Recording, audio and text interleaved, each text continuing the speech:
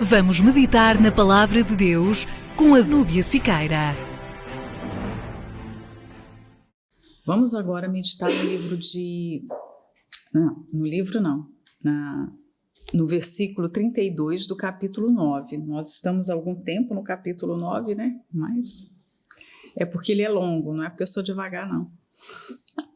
O 32 fala: E aconteceu que, passando Pedro por toda parte, veio também aos santos que habitavam em Lida. Lembrando que isso aconteceu depois que Paulo foi afastado, né? A gente tem que ligar um acontecimento ao outro aqui. Paulo voltou para Tarso, a igreja teve paz, Pedro resolveu viajar. Nós não temos muitas informações de viagens missionárias de Pedro, a gente não sabe muita coisa. Apenas um pouco relato aqui que Lucas resolve dar para a gente em Atos. O próprio Pedro não fala muito das suas viagens.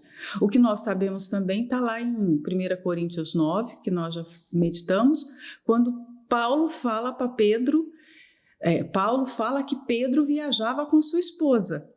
Então, às vezes que Pedro viajava, ele viajava acompanhado, né? Então, é um detalhe, mas um detalhe importante para a gente, porque você já imagina que ele estava aqui junto com a sua família, né?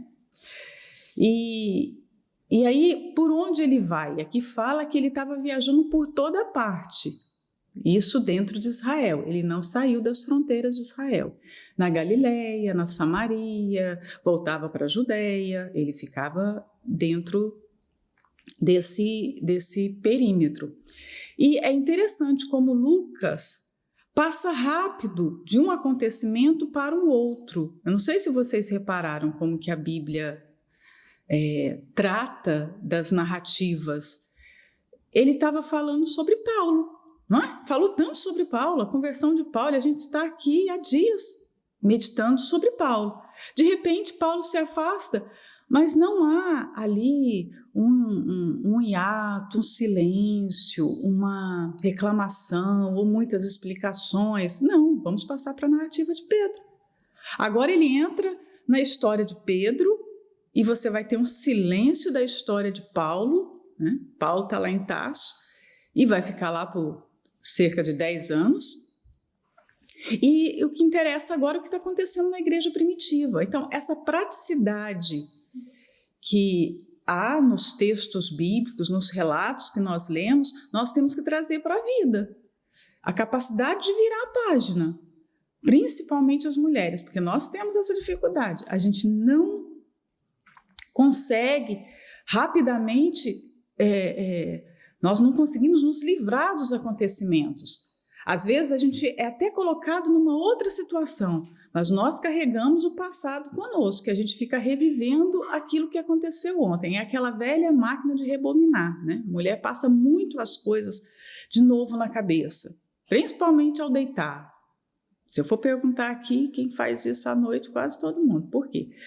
Nós temos essa dificuldade em virar a página, esquecer, acabou, ontem foi ontem, pronto, aprendi e vou viver o hoje. Você vê que o texto bíblico mostra que nós temos que ter essa capacidade. Nós temos que buscar do Espírito Santo.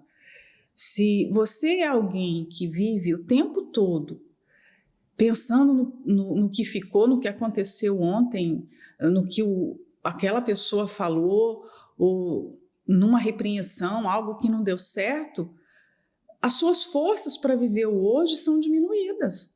E nós não podemos correr esse risco. A luta é muito grande no presente. Se você fica preso ao passado, certamente você está incompleta, você não está inteira dentro do seu presente. E estar inteira é muito importante. Hoje nós valorizamos tanto os produtos integrais, porque nós estamos num mundo de refinados, não é? Tudo é o arroz, o açúcar, o leite, tudo está aguado, desnatado, tudo está fraco. Mas quando nós vemos um produto integral, ele custa mais caro, mas nós sabemos que ele está entregando aquilo que aquele elemento promete. Um exemplo, quando você compra um arroz integral, ele tem todos os nutrientes, digamos assim, que um arroz promete ter. Agora, o arroz branco, já que passou por vários processos, ele não tem.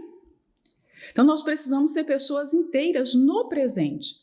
Para sermos inteiras, nós temos que esquecer as coisas que ficaram para trás. E Paulo fala isso numa das suas cartas, esquecendo-me das coisas que para trás ficam, lembra? Avanço para as que estão adiante de mim. É impossível nós avançarmos se ficarmos com os olhos no passado. Você vê isso claramente aqui no relato de Lucas. Então, Paulo volta para casa, a igreja cresce, e agora vamos a Pedro. Está acontecendo alguma coisa aqui. Todos os dias na igreja de Jesus está acontecendo alguma coisa. Se nós vivemos presos ao passado, nós vamos deixar de viver essas maravilhas que ele nos concede hoje na igreja. Então, é direito de Deus também, nesse versículo aqui a gente pode falar que é direito de Deus fazer o que ele bem quer na sua obra. Nessa cidade de Lida aqui, que ficava a cerca de 50 quilômetros de Jerusalém, haviam muitos gentios. Era uma cidade que prevalecia um número de não-judeus. Então, quando Pedro passa por aqui, você fica assim um pouco confusa. Por quê? A Bíblia relata, e o próprio Deus levanta Paulo dizendo isso, que ele seria o apóstolo dos gentios. Mas agora Pedro vai a um lugar que tem gentios e prega ali, acontecem milagres, e ele fica na casa do curtidor, um homem que é rejeitado pelos religiosos, porque trabalha com coisas imundas, né, de acordo com a lei. E parece que tem uma confusão na nossa cabeça, mas não é Paulo? O senhor não levantou, foi Paulo? Não é Paulo que tem que pregar para os gentios? Por que Pedro agora está fazendo isso? Deus tem liberdade de fazer como ele quiser. Simples assim. Deus não precisa estar engessado aos nossos modos, ao que nós achamos que é certo, ou até mesmo ao que alguém determinou, porque vai ser assim, e Deus tem que ficar ali dentro daquele limite. É claro que você percebe nas Escrituras que há um respeito da parte de Deus com os seus servos, mas ele não é obrigado a obedecer e ficar dentro de uma caixinha como os seus servos muitas vezes o colocam, né? Então Deus tem essa liberdade. Pedro viaja e com certeza foi com a direção do Espírito Santo, e ele passa por várias cidades, inclusive essa cidade de Lida, e ele vai evangelizar ali. Então nós temos que sempre ter essa consciência, o controle pertence a Deus. Ele está na direção e ele tem o direito de fazer o que ele quiser. Quando ele nos disser, fica aqui ou sai daqui, ele é o dono da obra. Ele é o dono da vida. Ele é o dono da terra. Lembra o Salmo 50? Minha é terra, meus são os animais. Vocês estão me trazendo animais para sacrifício e estão achando que isso é uma grande coisa? Meus são os animais. Então, às vezes, ele precisa dar esse pum para a gente acordar para a realidade, porque nós não administramos Deus.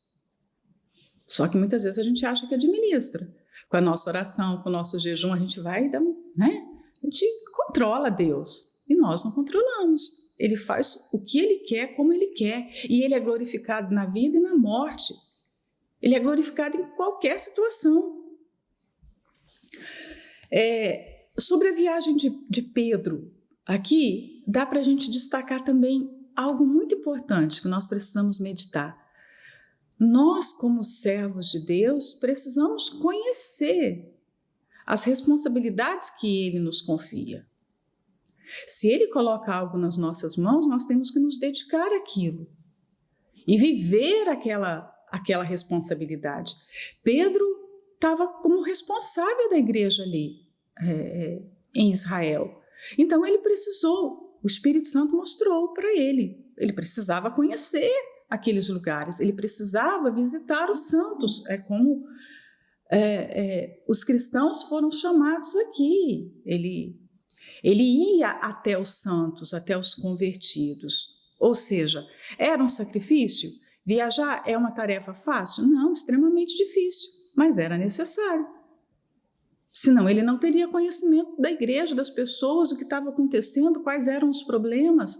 Então, o que nós precisamos fazer, que nos é penoso, custoso, que é um sacrifício, que vai culminar em benefício para a obra de Deus.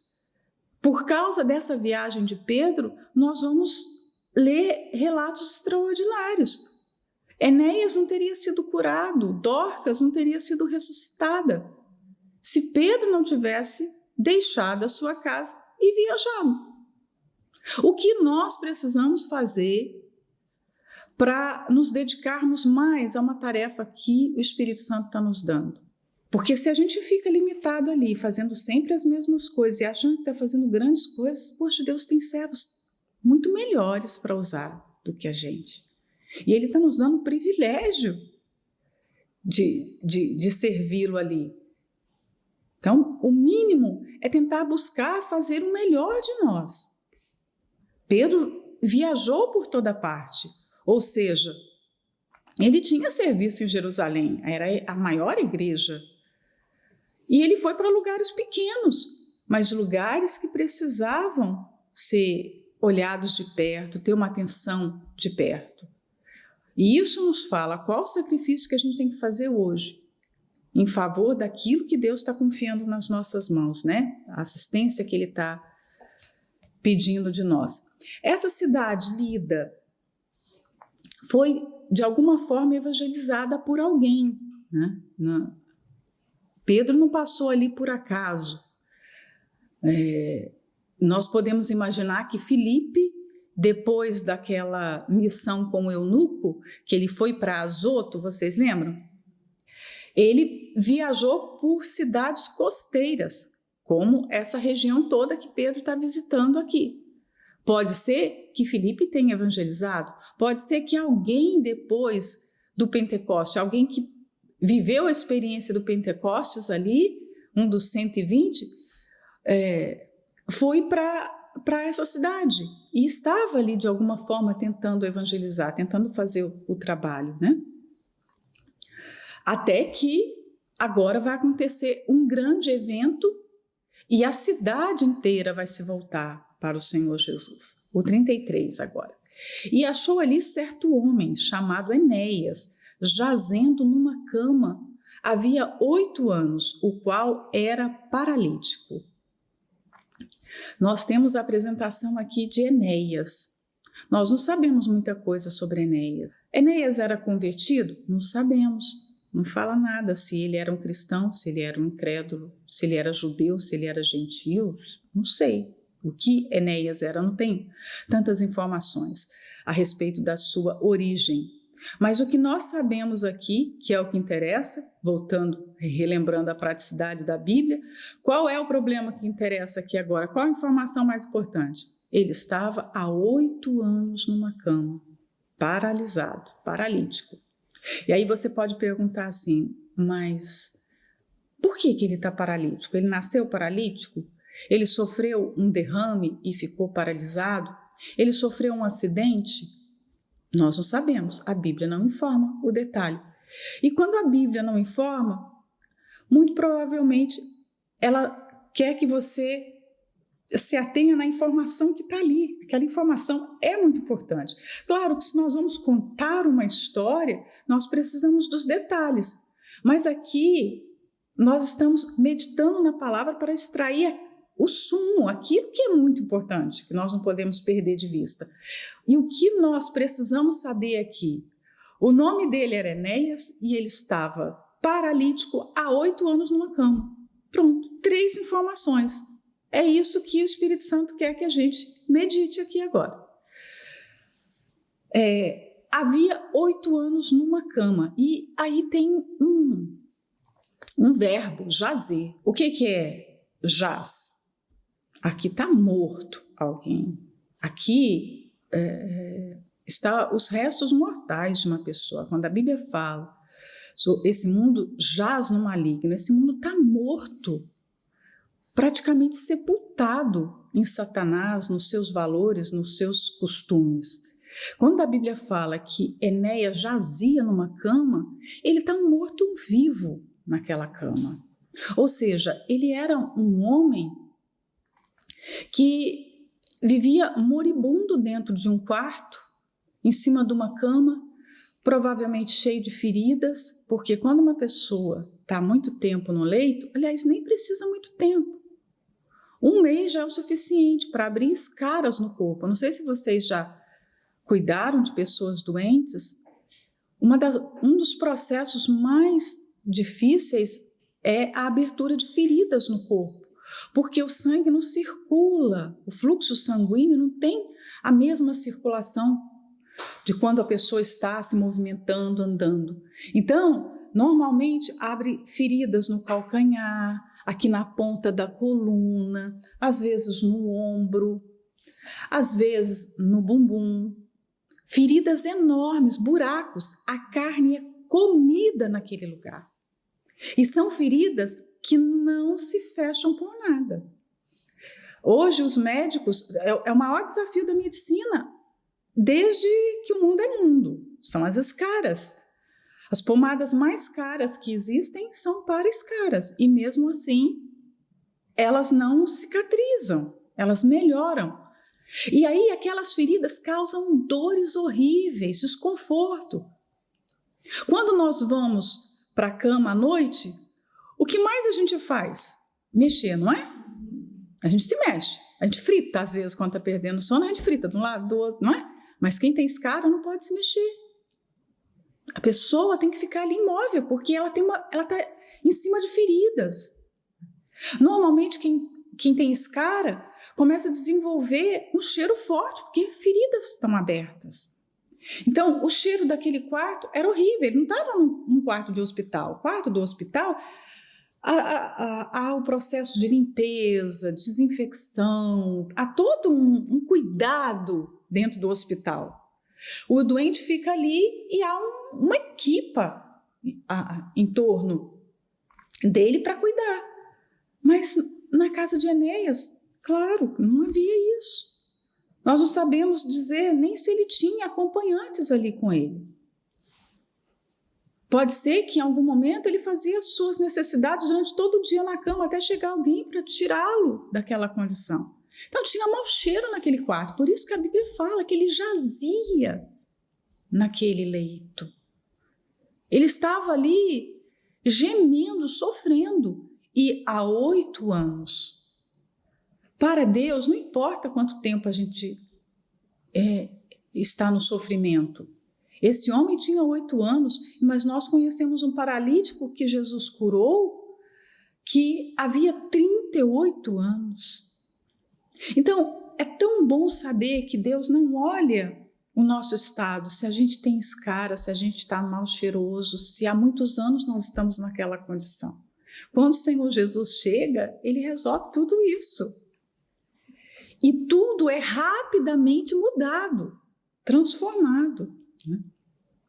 Enquanto os tratamentos médicos são caros, são demorados, são complexos, porque tem tratamentos que são tremendamente difíceis. Você toma uma medicação para uma coisa e ela destrói várias outras coisas no seu corpo, atrapalha o sistema imunológico, atrapalha o sistema digestivo, faz mal para outras coisas. Por quê? Porque o tratamento médico tem falhas. Mas a cura, a saúde que Jesus oferece é perfeita. Não é difícil, é uma coisa simples, né? Não é caro, custa nada, só custa fé, né? E é eficaz. A partir do momento que Jesus toca numa pessoa, que ele cura, como aquele coxo que Pedro curou lá no capítulo 3 que nós estudamos, ele começou a andar e saltar. Se a medicina tivesse feito uma cirurgia, ele não poderia saltar imediatamente, não é? Ele iria passar por um longo longo processo de fisioterapia. Mas como Jesus curou, ele está andando e saltando e feliz da vida. É maravilhoso saber disso. Ontem eu ouvi o testemunho de uma obreira nossa que estava enfrentando um câncer muito agressivo e que ela tinha tido o diagnóstico junto com a declaração do médico. Olha, no máximo que você tenha 6 meses de vida. Você pode morrer a qualquer momento. Uma semana, um mês, mas o limite para o seu corpo suportar o tamanho desse tumor, a gravidade desse tumor e todas as metástases que estão no seu corpo é no máximo 6 meses de vida. E ela com um bebê de 1 ano. E o médico ficou abismado, admirado. Não tem mais cancro. Onde estão todos os tumores? Não tem o principal que estava aqui no intestino, não tem nenhum outro. Você está curada. E ela mandou o áudio falando: bispo, eu quero tanto trabalhar de obreira, eu estou sem cabelo, mas eu quero trabalhar de obreira, eu quero colocar meu uniforme, eu não vejo a hora, eu estou tão bem. Se fosse um processo normal, através da medicina, ela ia passar pelo período de convalescência, de recuperação, de forças, Mas não, Jesus curou ela. Eu quero servir, eu estou cheia de força, de energia. Olha como é maravilhoso isso, não é? É algo extraordinário. Então, não importa se tem 8 anos, se tem 10 anos, se tem 1 ano sofrimento. Quando Jesus cura, toda essa dor tem um fim. E Ele é aquele Senhor tão poderoso que faz com que a glória da segunda casa seja maior que a primeira. Ou seja, o estado daquela pessoa de saúde, de perfeição, de disposição, passa a ser melhor do que antes, quando ela não tinha aquele problema, Porque é o que está escrito em Ageu. A glória da última casa é maior do que a primeira. E agora vamos à frase de Pedro, o 34. E disse-lhe Pedro, olha só, foi preciso sair de Jerusalém, chegar nessa cidade pequena, de uma população que não tinha muitos judeus, não tinha, de repente, o atrativo, vou estar entre os meus, entre os parecidos comigo, não tinha isso, mas Pedro chegou no lugar certo, na hora certa, onde Deus queria que ele estivesse. Alguém na cidade ali o levou até esse homem. Nós não temos os detalhes aqui, mas certamente alguém falou para ele: olha, tem um paralítico ali, um homem que sofre há muito tempo. E pode ser, eu acredito muito nisso, que Enéas devia estar no seu interior clamando pela ajuda de Deus, clamando por um socorro, por um milagre. Por mais que tenha se passado 8 anos, ele estava ali.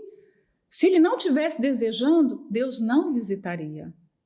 Se ele estivesse indiferente, revoltado com Deus, murmurando contra Deus, Deus não o visitaria.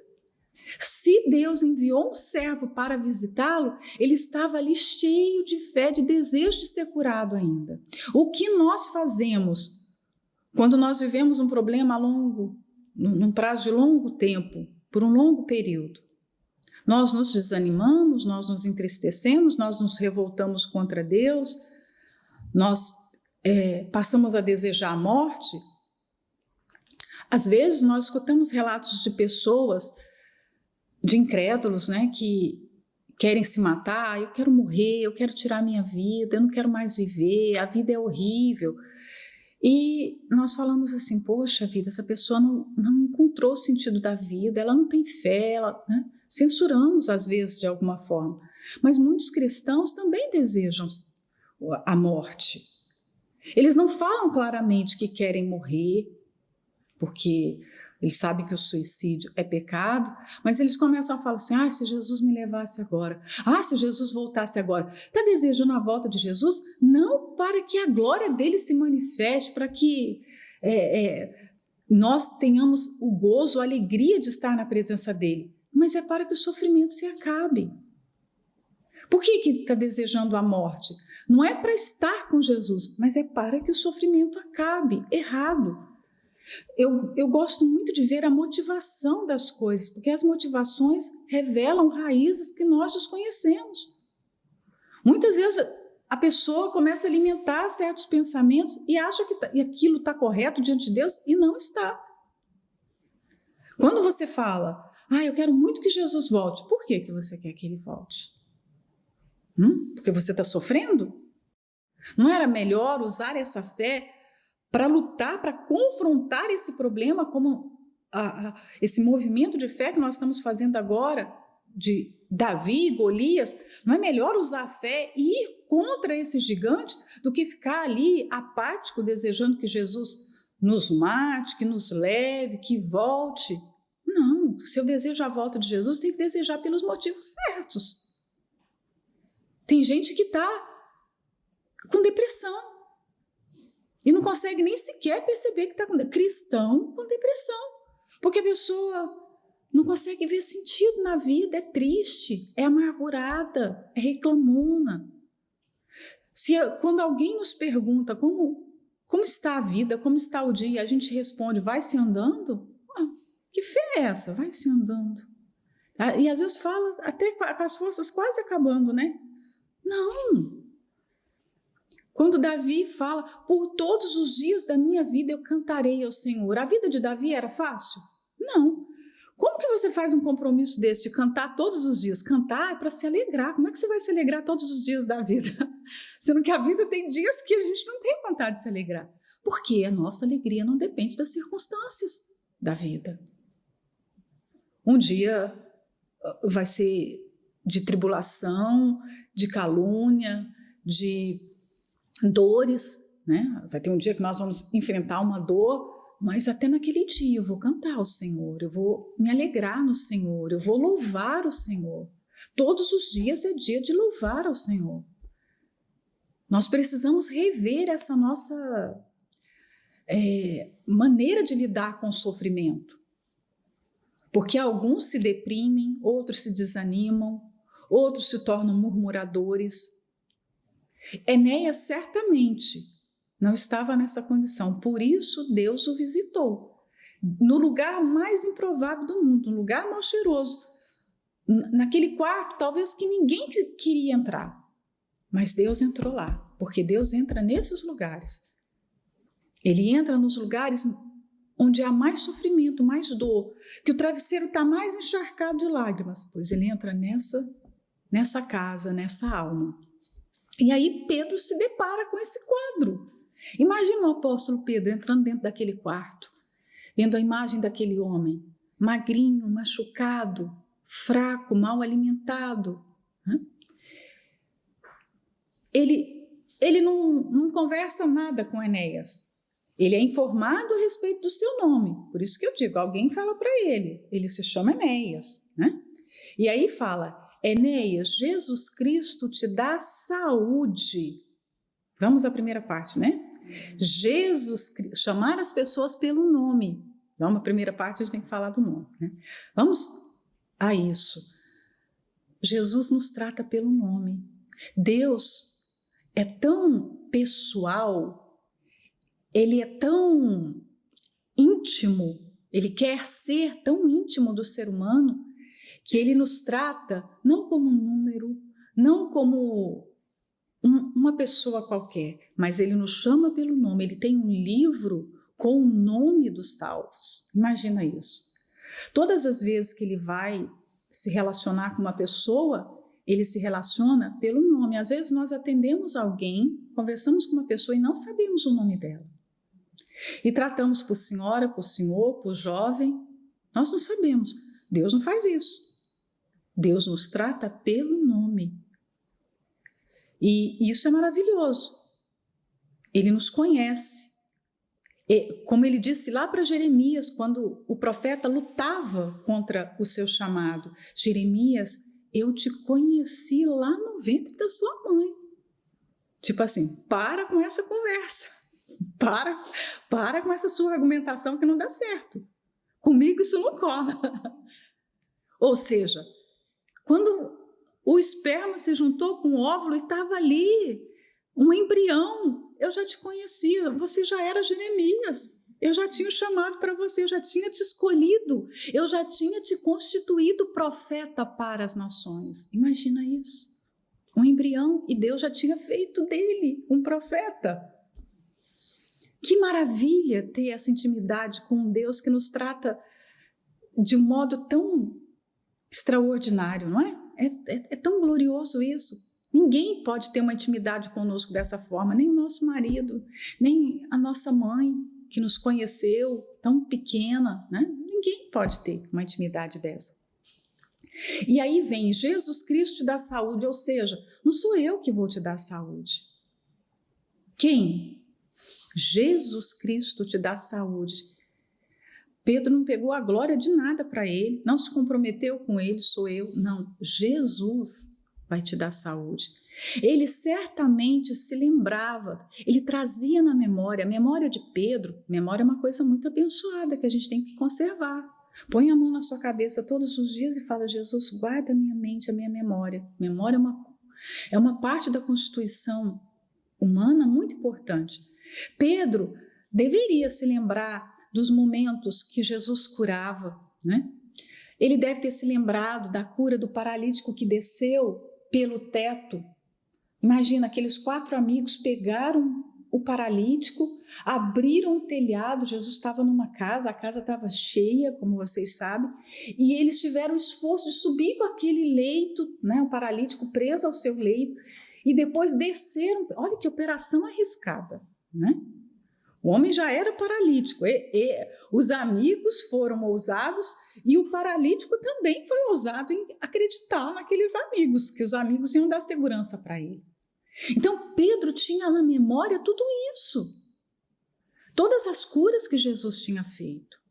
Então ele sabia que Jesus era poderoso para dar saúde, para restaurar a visão do cego, a coluna toda torta, encurvada, a mão seca. Os piores problemas. Pedro tinha na memória a ressurreição de Lázaro, um homem que estava enrolado em faixas, morto há 4 dias.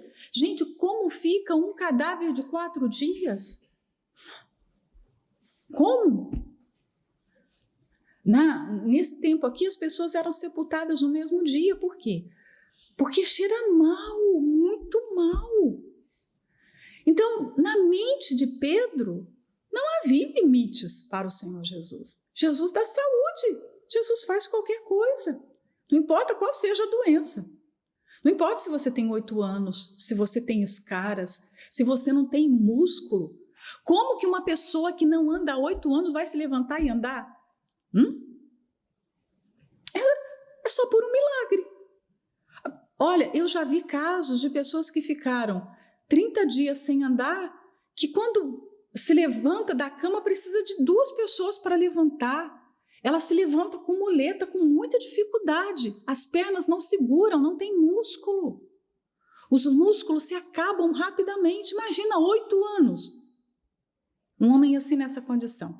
Mas aí tem o restante, né? Jesus dá saúde, que é a coisa mais maravilhosa que existe, não é saber disso? Jesus dá saúde. Não importa qual seja a doença. Levanta-te e faze a tua cama. Então, Jesus te dá saúde para você continuar na cama?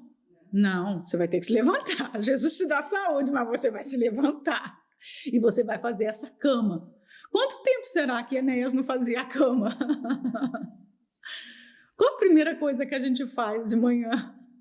É tão gostoso fazer a cama, não é? É tão gostoso você arrumar a cama. Por mais que as mulheres preguiçosas argumentem assim: mas para que eu vou fazer a cama? De noite eu vou deitar nela de novo. Né? A mulher preguiçosa fala isso, eu já escutei. Tem gente que acha que é desperdício de tempo arrumar a cama, porque já que vai bagunçar de novo, né? Mas por que nós arrumamos a cama de manhã? Porque um novo dia inicia, você não precisa mais da cama. Por que você arruma a cama? Porque você não precisa mais daquela cama ao longo do dia. Você pode arrumar, porque a sua vida, a sua lida vai ser onde? Na cozinha, na sala, no trabalho. Você vai andar. Então arruma essa cama. O sentido de arrumar a cama é para você sair da cama, você não vai ficar mais na cama. Organiza a sua vida, porque isso aqui é um ciclo, você fecha. E não é assim que acontece ao longo do nosso dia? A gente sai da cama ou você fica lá voltando para a cama toda hora? Não. Você arruma a cama e você vai voltar para a cama à noite. Não é assim? Então, olha a ordem de Deus através de Pedro. Você vai se levantar dessa cama e você vai arrumar ela. Né? Você vai dar um jeito nessa cama aí agora. Né? E aí, o que Enéas fez? Ele conversou com Pedro. Pedro, deixa eu te explicar. Eu tenho um problema há 8 anos, eu não consigo. Foi isso? Ele creu naquela palavra. Quantas vezes nós argumentamos? Às vezes a gente não fala, nós não expressamos verbalmente os nossos argumentos, mas dentro de nós, esse problema é difícil, eu já sofro com isso há tantos anos, eu já tomei tantos remédios. Enéas não fez nada disso. Olha só o advérbio aqui. E logo se levantou.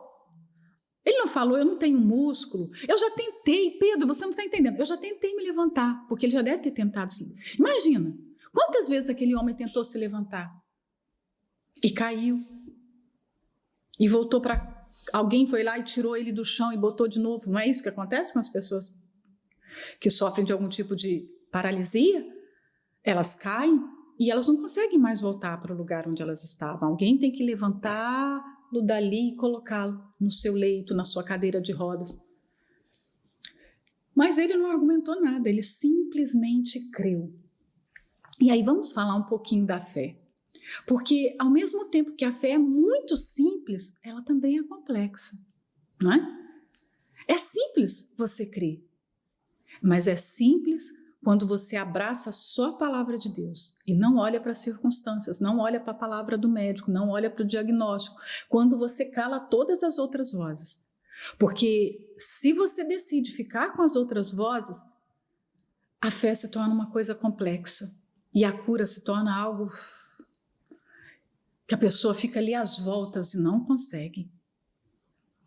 Então, ao mesmo tempo que a fé e a cura é algo possível para todas as pessoas, está ao alcance de todos. Ao mesmo tempo, ela está ao alcance de poucas pessoas, porque poucos conseguem silenciar essas vozes e se apegar só a esse: Jesus Cristo te dá saúde. Quando nós estamos a enfrentar um problema, seja ele de saúde, seja ele qual for, nós temos que nos apegar a essa afirmação: Jesus Cristo te dá isso. O que você precisa? É a saúde? Ele te dá a saúde. É reconciliação familiar? É a paz? É a cura de um trauma? É a libertação de um problema que você está carregando na sua alma? Jesus Cristo faz isso. Mas aí foi o que Enéas fez, ele só se apegou a isso. Ele não olhou para suas escaras, para suas pernas sem músculos, fininhas, ele não olhou para nada. Se Pedro está falando que Jesus me dá saúde, eu acredito nisso. E ele se levantou, logo se levantou, né? E viram-no todos os que habitavam em Lida e Sarona, os quais se converteram ao Senhor. Olha que extraordinário isso, né? Aquela era uma região, você está vendo aqui que tinha Lida e Sarona, era uma região e as pessoas tinham sido evangelizadas de alguma forma, mas não de uma forma tão eficaz como agora. Quem poderia imaginar que o método de Deus ganhar aquela cidade seria por aquele homem, talvez o mais rejeitado, o mais desprezado, o mais moribundo da cidade? Você poderia imaginar assim, não, mas Deus pode evangelizar essa cidade aqui através de um discípulo, através até mesmo de Pedro. Pedro pode fazer uma pregação enorme aqui e as pessoas se converterem, pois Deus decidiu ganhar aquela cidade através da pessoa mais improvável que tinha ali, que era Enéas. Quando Enéas se levantou e começou a andar na rua, imagina, Eu sou Enéas, olha só, eu sou Enéas, imagina. Ele andou por toda a cidade e aquela área toda, Lida e Sarona, se converteu ao Senhor. Olha que extraordinário acontece através de uma vida que é restaurada. Vidas restauradas, quando acontece um milagre, aquele milagre testemunha, aquele milagre fala mais do que uma pregação. Por isso nós trabalhamos com testemunhos, por isso que nós temos que ser sempre dispostas a testemunhar, porque testemunhos salvam vidas. Testemunho tem uma eficácia muito grande. Por isso que Jesus falou lá diante do túmulo de Lázaro, daquela caverna onde Lázaro tinha sido sepultado, isso não é para a morte, mas é para a vida, é para a glória de Deus. Então nós precisamos crer que todos os nossos sofrimentos, as nossas dores, é para a glória de Deus. Sempre Ele vai ser glorificado. Ele sempre vai arrumar um jeito do seu nome ser glorificado naquela situação. Só deles verem Enéas sabia pregar? Provavelmente não, mas só deles verem Enéas andando de um lado para outro, imagina, ele começou a andar e as pessoas se convertiam. Por quê? Quem te curou? Como assim, Enéas? Não, Jesus Cristo me curou. Jesus Cristo, ele devia responder só isso, Jesus Cristo. Ó, eu ouvi uma frase, Jesus Cristo dá saúde, e eu criei nessa afirmação, né? Agora vamos falar das nossas paralisias, porque nós temos as nossas deformidades também. Enéas tinha a paralisia no corpo. Nós temos paralisias na vida. Muitas vezes nós estamos presos às camas também. Nós ficamos presos a problemas e limitações e Enéas ficou por 8 anos, às vezes a gente fica por 20, por 30 anos. E a gente começa a ficar moribundo ali, dependendo das pessoas. Que paralisia pode ser essa? Eu não sou capaz de fazer determinadas coisas, eu não tenho inteligência para isso, eu tive esse problema, agora vou ficar nessa situação para sempre, né? Nós temos muitas limitações. Quando a Bíblia fala, não tendes limites em vós mesmos, é uma verdade que nós temos que abraçar todos os dias, porque nós somos muito limitados. Nós colocamos os nossos limites. Há situações que os limites chegam até nós, mas muitas vezes somos nós que colocamos os nossos limites. Hoje, se você olhar para a sua vida, pode ser uma doença física, mas na maioria das vezes nós somos paralisados por medos, por dúvidas, por fraquezas, por pensamentos que nós alimentamos dentro do nosso ser, alimentamos na nossa mente. Nós deixamos de evangelizar as pessoas, deixamos de ganhar até a nossa família, de ganhar aqueles que estão mais próximos de nós, porque a gente se recusa a se levantar da cama. Nós escutamos palavra atrás de palavra, levanta dessa cama, sai dessa situação, sai dessa vaidade, sai desse medo, dessa dúvida, sai desse autoritarismo que você vive. Isso é um problema na sua vida, mas a pessoa se recusa a sair e ela fica ali, paralisada na cama. Quantas pessoas estão fazendo a obra de Deus, mas são paralíticos, são Enéas presos na cama, presos a uma ideia de servir, que servir é isso aqui, eu vou fazer isso e é isso para sempre. Não há limite no servir. A pessoa pode ter 70 anos, 80 anos, e Deus pode usá-la de uma maneira extraordinária. Nós não podemos nos esquecer que Deus escolheu Abraão quando ele tinha 75 anos. Gente, eu me lembro disso todas as vezes, quando eu já coloquei isso uma época até no meu espelho.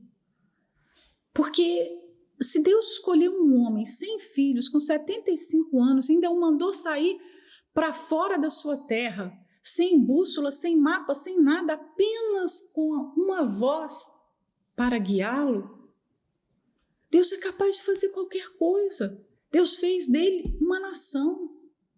É a referência de fé que nós temos. É o pai na fé né? Digamos assim, Abraão é o nosso pai na fé. Por que nós nos limitamos tanto? A gente acha que não consegue. Porque eu tive Covid, minha memória não presta mais, acabou. Eu escuto pessoas falando isso. Não, agora não tem... Eu esqueço tudo. Talvez você está no leito da sequela do Covid e não sai dela. Jesus está aí, desejoso para te tirar desse leito, para te tirar dessa situação de limitação, de acomodação. Tem gente que já nem tenta se levantar, não faz nada, fica ali. Nós precisamos abraçar os desafios. Deus sempre nos dá desafios, e os desafios é para que a gente ande, corra, salte. Então nós precisamos ter essa coragem para nos levantar e arrumar a cama. Tem gente que está na cama, fazendo a obra de Deus, mas está na cama do comodismo. Não serve. Fica preso ali àquela situação. Porque eu tenho esse problema. Eu já vi gente com os piores problemas que você possa imaginar de saúde, de problemas familiares, e eram pessoas abundantes na obra de Deus, que serviam a Jesus. E que Jesus nunca vai poder repreender essas pessoas na eternidade. Tive fome e você não me deu de comer. Tive sede e você não me deu de beber. Eu estava presa e você não foi me visitar. Porque essas pessoas se arrastando, mas elas estavam ali servindo. Até quando nós vamos ficar presos aos nossos leitos, às nossas paralisias? Deixa Jesus tratar do seu interior, tratar das suas feridas, deixa Jesus curar. Porque quando Ele cura, a gente está bem para ajudar outros. Nós estamos fortes para ajudar outras pessoas. Não ficamos ali limitados. Até quando a gente vai poder falar assim, com essa pessoa você só pode contar até aqui? Não, quem é nascido de Deus, quem é cheio do Espírito Santo, você pode contar para qualquer coisa. Porque aquela pessoa fala assim, olha, eu não sei, mas eu estou disposta a aprender, pode contar comigo. Eu estou disposta a jejuar, eu estou disposta a orar, eu estou disposta a andar, eu estou disposta à chuva, ao sol, o que precisa, né? Então nós precisamos estar livres das nossas paralisias para sermos usados na obra de Deus. E eu vou parar aqui, para depois a gente entrar na ressurreição de Dorcas. A gente vai terminar aqui.